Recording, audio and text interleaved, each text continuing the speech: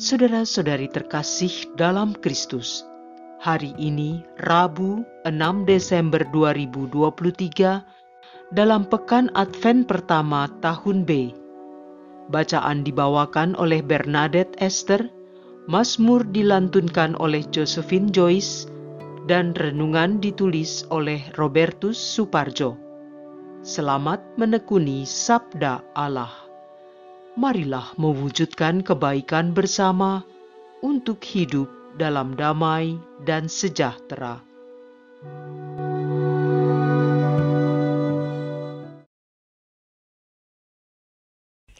Dalam nama Bapa dan Putra dan Roh Kudus. Amin. Allah Bapa yang Maha Kasih dan Maha Murah, kami bersyukur atas berkat-Mu sehingga hari ini kami masih memiliki kesempatan untuk merasakan rahmat dan anugerah hidup dari-Mu. Rahmat kesehatan, rezeki yang cukup, kasih dan cinta dari seluruh keluarga dan sahabat-sahabat kami membuat hidup kami terasa semakin bermakna. Bukalah telinga kami untuk mendengar sabda-Mu, agar dapat menjadi bekal bagi kami dalam mengisi hidup hari ini. Ajarilah kami untuk menjadi seperti seorang perwira di Kapernaum yang mampu mengatakan, "Ya Tuhan, aku tidak pantas Tuhan datang padaku, tetapi bersabdalah saja, maka hamba-Mu akan sembuh."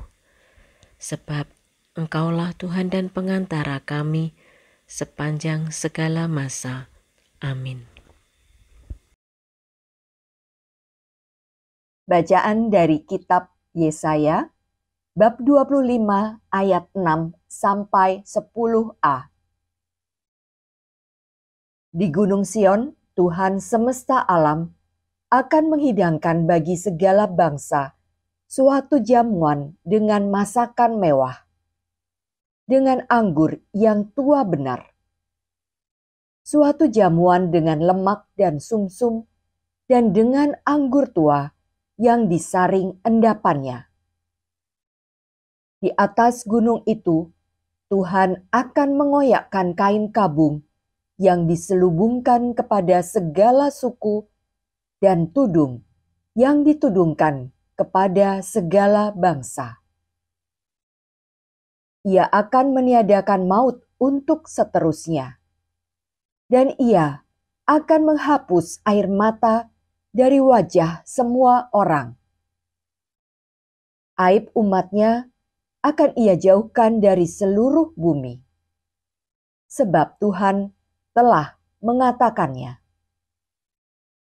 Pada hari itu, orang akan berkata, "Sesungguhnya inilah Allah kita, yang kita nanti-nantikan supaya menyelamatkan kita. Inilah Tuhan yang kita nanti-nantikan. Marilah kita bersorak-sorai dan bersukacita karena keselamatan yang diadakannya. Sebab tangan Tuhan akan melindungi gunung ini." Demikianlah sabda Tuhan.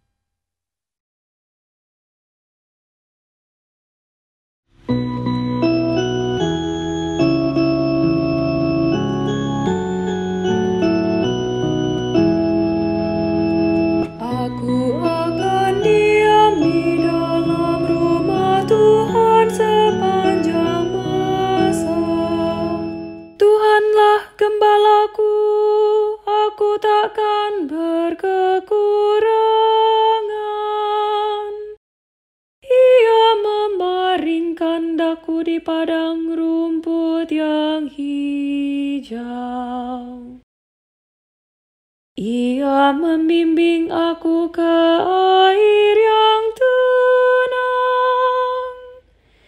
dan menyegarkan daku.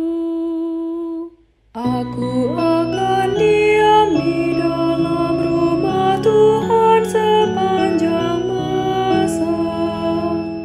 Ia menuntun aku di jalan yang lurus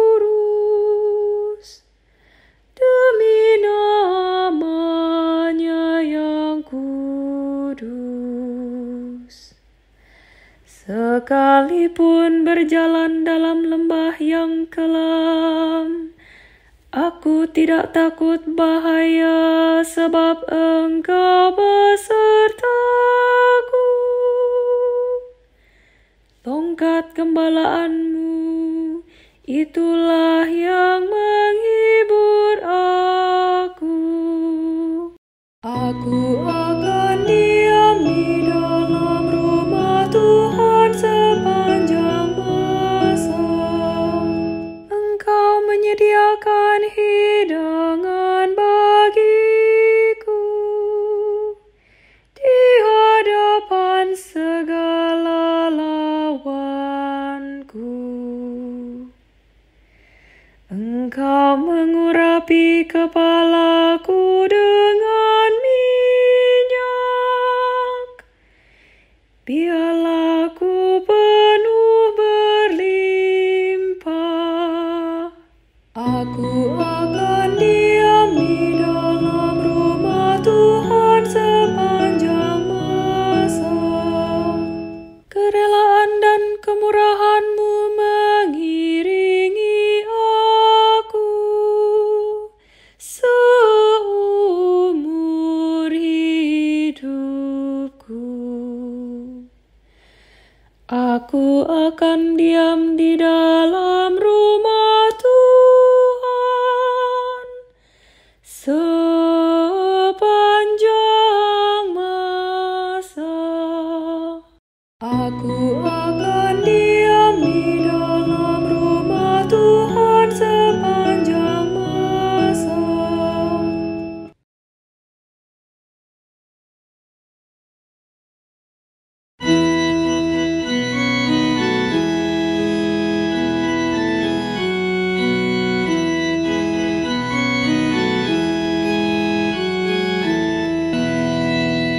Haleluya, haleluya, haleluya, haleluya, haleluya, haleluya.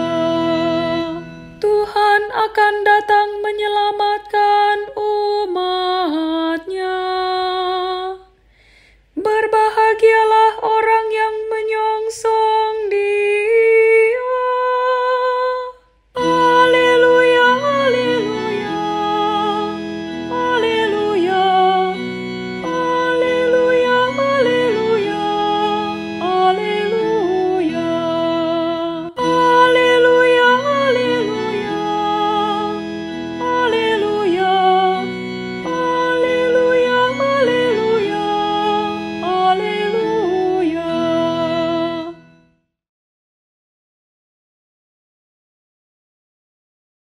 Inilah Injil suci menurut Matius, bab 15 ayat 29 sampai 37.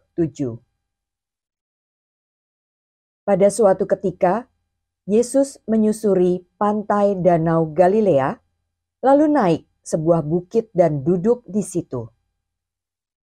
Maka datanglah orang banyak berbondong-bondong kepadanya, membawa orang lumpuh, orang timpang, orang buta, orang bisu, dan banyak lagi yang lain. Lalu meletakkan mereka pada kaki Yesus, dan mereka semua disembuhkannya. Maka takjublah orang banyak itu melihat orang bisu berkata-kata, orang timpang sembuh, orang lumpuh berjalan, orang buta melihat, dan mereka memuliakan Allah Israel. Lalu Yesus memanggil murid-muridnya dan berkata, "Hatiku tergerak oleh belas kasihan kepada orang banyak ini. Sudah 3 hari mereka mengikuti aku, dan mereka tidak mempunyai makanan.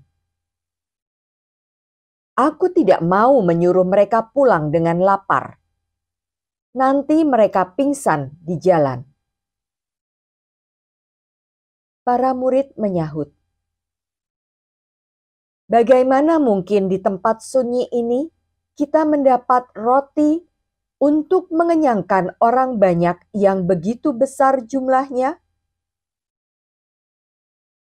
Kata Yesus kepada mereka, "Berapa roti ada padamu?" 7, jawab mereka. Dan ada juga beberapa ikan kecil. Yesus lalu menyuruh orang banyak itu duduk di tanah. Sesudah itu, ia mengambil ketujuh roti dan ikan-ikan itu. Ia mengucap syukur, membagi-bagi roti itu, dan memberikannya kepada para murid. Lalu para murid membagikannya kepada orang banyak. Mereka semua makan sampai kenyang. Kemudian, potongan-potongan roti yang sisa dikumpulkan. 7 bakul penuh. Demikianlah sabda Tuhan.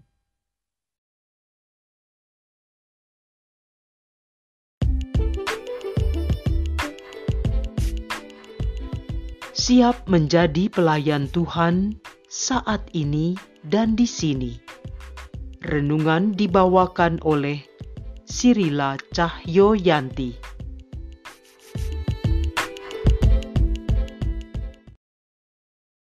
Bapak, Ibu, kaum muda dan anak-anak yang terkasih dalam Kristus.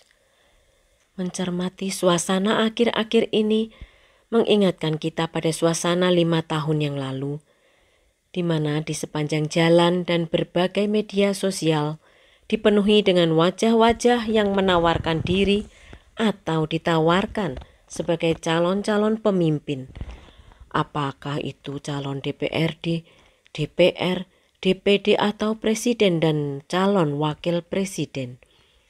Semua menyatakan sebagai calon-calon pemimpin yang bersih, beriman, berkarakter, jujur dan adil. Mereka meyakinkan publik sebagai calon-calon pemimpin yang peduli dan berpihak pada kaum marginal, lemah, miskin, terasing. Semua menjanjikan bahwa mereka siap mengentaskan masyarakat dari kemiskinan, kebodohan, ketidakadilan, dan diskriminasi. Apakah setelah mereka terpilih, mereka akan sungguh-sungguh memenuhi janjinya? Tampaknya kutipan lagu lama lebih pas untuk menggambarkan hal itu. Tapi janji, tinggal janji, bulan maduku sendiri. Akibatnya, banyak masyarakat mengalami kecewa dan marah. Dalam bacaan pertama hari ini, Yesaya berbicara tentang karya keselamatan Allah bagi seluruh bangsa. Yesaya menggambarkan keselamatan laksana sebuah jamuan makan yang melimpah dengan anggur tua yang disaring endapannya. Hal itu merupakan berkat berlimpah yang disediakan Allah. Sukacita dalam perjamuan itu akan semakin sempurna karena Allah akan melenyapkan segala duka cita. Tentu saja pesta besar makanan dan minuman mewah akan terasa hampa jika kita sedang berkabung. Hanya Allah yang mampu melenyapkan duka cita. Dia akan menghapuskan air mata serta mentahirkan mereka dari dosa dan aib yang selama ini telah melekat. Air mata akan diubahnya menjadi sukacita.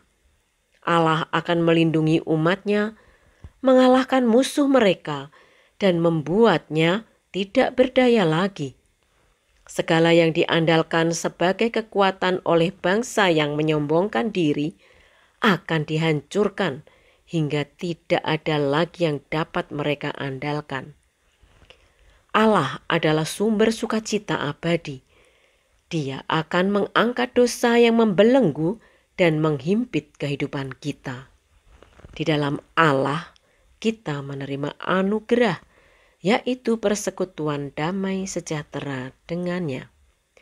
Maka Allah menghendaki kita untuk datang dan menyerahkan semua selubung perkabungan kita, karena hanya Dialah yang mampu mengoyakkannya. Dalam bacaan Injil, kita menemukan pemimpin yang bukan seperti pemimpin dunia, yang mudah membuat janji tapi lupa menepatinya. Yesus adalah gembala yang menjadi pemimpin kita, yang akan menuntun kita menuju kesejahteraan sejati. Dengan tindakannya yang penuh kuasa Roh Kudus, Ia akan menghantar kita kepada kehidupan yang kekal. Yesus telah membuktikan kepada kita bahwa kepemimpinannya sungguh-sungguh didasari pada kepedulian, belas kasih, dan kerendahan hati. Ia memberi perhatian dan menyembuhkan orang lumpuh, orang timpang, orang buta, orang bisu, dan banyak lagi yang lainnya. Ketika Yesus melihat orang-orang mengikutinya, kelaparan dan kehausan, Ia memberi mereka makan, sehingga mereka semua kenyang, bahkan sisa 7 bakul. Kita sungguh dapat melihat Allah yang mencintai kita, peduli dengan hidup kita, dan menyayangi kita. Maka kita tidak boleh ragu lagi untuk dekat dan meletakkan segala perkara, harapan, kekhawatiran, kesedihan, juga kegembiraan dan keyakinan kita. Yesus mengutus kita sebagaimana Ia mengutus para murid untuk juga mewartakan persahabatan yang murni yang Allah tawarkan bagi setiap orang dengan gembira dan sukacita, karena kita telah penuh oleh sukacita dengan makan roti yang telah ditawarkannya. Bapak, Ibu, kaum muda dan anak-anak yang terkasih, pada masa Advent ini, kita semua diundang untuk memiliki belas kasih, kerendahan hati, dan peduli dalam membangun persaudaraan dengan sesama kita. Apa yang dapat kita lakukan untuk mewujudkan sikap itu? Kita dapat memulainya dengan menerapkan prinsip 3M, yaitu mulai dari diri sendiri, mulai dari hal-hal kecil, dan mulai saat ini. Mulai dari diri sendiri. Tidak usah menunggu orang lain untuk memberikan pelayanan. Mulailah dari dalam diri sendiri, karena diri kitalah yang dapat memutuskan apakah pelayanan itu dilakukan dengan sungguh hati, peduli, dan tulus.